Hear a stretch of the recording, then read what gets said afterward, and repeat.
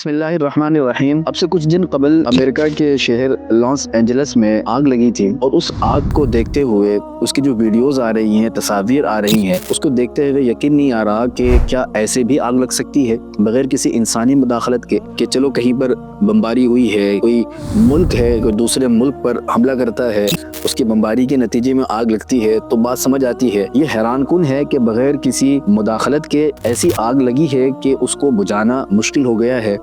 وہ لوگ کہ جو خود کو طاقتور سپر پاور کہتے ہیں اور ان کے نقش قدم پر چلتے ہوئے ان کو دنیا کا بہت ہی بڑا ملک سمجھتے ہوئے، ہمارے کچھ مسلمان بھی سمجھتے ہیں کہ وہ سپر پاور ہے اور وہ ایسی طاقتور ہے کہ اس جیسا طاقتور کوئی نہیں۔ یہ صورتحال آپ کے سامنے ہے کہ کیسے طاقتور لوگ، سپر پاور سمجھنے والے لوگ بے بسی کی تصویر بنے ہوئے ہیں، اور بغیر کسی آلے کے، بغیر کسی انسانی مداخلت کے یہ جو کچھ ہوا ہے، گھر مسمار ہوئے، بلین ڈالرز کا نقصان ہوا، کتنے ہی لوگ بے گھر ہوئے، اب ان پر کوئی چھت نہیں ہے، آسمان ان کی چھت ہے اور وہ بے بسی کی تصویر بنے ہوئے ہیں۔ اور یہ سب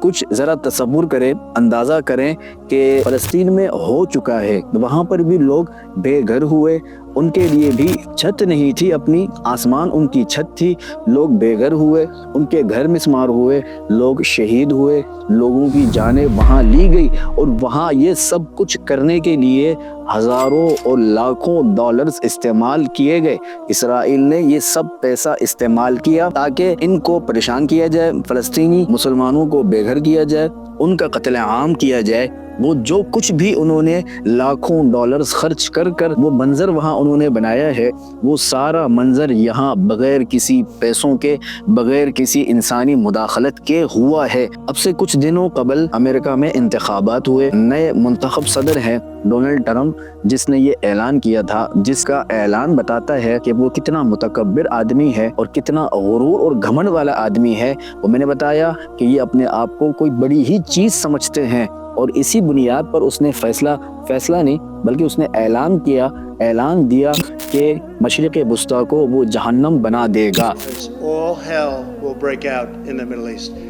and it will not be good for Hamas. جن لوگوں کے لیے اس نے اعلان کیا اور جن لوگوں کے لیے جہنم بنانے کا اعلان کیا، ان کے رب نے اسی کے ملک میں، اسی کے علاقے میں اور اسی کی سرحد میں وہ منظر بنا دیا ہے، وہ منظر اسی کے ملک میں پیش آ چکا ہے جو اس نے مشرق وسطیٰ کے لیے اعلان کیا تھا۔ میرا رب ہے جو یہ سب کچھ کر سکتا ہے، ان اللہ علی کل شیء قدیر۔ ان کی آگ کو دیکھ کر اندازہ ہوا، اللہ رب العزت نے قرآن مجید میں سورۃ البروج میں فرمایا ہے، ان بطش ربک لشدید، تمہارے رب کی پکڑ بہت ہی سخت ہے، جب وہ پکڑتا ہے تو پھر چھوڑتا نہیں ہے، پھر ان کی آہیں اور سسکیاں نکال کر چھوڑتا ہے۔ اسی طرح اللہ نے سورہ ہود میں بیان فرمایا ہے، وَكَذَلِكَ أَخْذُ رَبِّكَ إِذَا أَخَذَ الْقُرَى وَهِيَ ظَالِمَةٌ، اور جب تمہارا رب پکڑتا ہے کسی ظالم بستی والوں کو، جو ظالم ہو، ظلم کرنے والے ہوں، مظلوموں پر وہ اپنا حکم چلاتے ہو، اپنی طاقت دکھاتے ہو، تو پھر اللہ فرماتے ہیں ان اخذہ علیم شدید، تمہارے رب کی جو پکڑ ہے وہ بہت دردناک اور سخت ہے۔ آج وہ لوگ بے بسی کی تصویر بنے ہوئے ہیں۔ آج امریکہ کا وہ شہر بتایا جاتا ہے کہ وہ بہت مشہور اور مہنگا ترین شہر تھا، وہاں کے لوگ جو بے بس ہوئے، چھت سے محروم ہوئے اور کتنے ڈالر کا نقصان ہوا، یہ سب میرا رب کرتا ہے، اور یقینی طور پر میرا رب اس سے بھی زیادہ کر سکتا ہے۔ اگر آج وہ کسی کو نہیں پکڑ رہا، وہ ڈھیل دیتا ہے، وہ پکڑتا ہے، وہ پکڑے گا، وہ آج نہیں تو کل پکڑے گا، قیامت والے دن پکڑے گا۔ اور طاقتور لوگ جو دنیا میں اپنے آپ کو طاقتور سمجھتے ہیں، متکبر ہیں، غرور والے ہیں، گھمنڈ کرتے ہیں، پھر اللہ کی پکڑ سے وہ بچ نہیں سکتے۔ یہ سب کچھ دیکھ کر اتنے جو ان کو لوگ طاقتور سمجھتے تھے، یہ اپنے آپ کو طاقتور سمجھتے تھے، ان کو دیکھ کر اندازہ ہوا کہ انسان کو اپنی اوقات میں رہنا چاہیے، جو اس کی اوقات ہے اپنی اوقات میں رہے۔ دنیا میں خدا بننے کی ضرورت نہیں، دنیا کا ایک ہی خدا ہے اور وہی رب ہے، وہی خالق ہے، وہی مالک ہے، اسی کے پاس تمام طاقتیں ہیں۔ اگر تمہارے پاس اتنی طاقت تھی تو یہ جو کچھ ہوا ہے اس کو سنبھال لیتے، اس کو ہونے ہی نہ دیتے۔ یہ جو کچھ ہوا ہے، تمہارے لوگ آہو سسکیاں آہو فغا کر رہے ہیں، رو رہے ہیں، پریشان ہیں، یہ سب نہ ہوتا۔ لیکن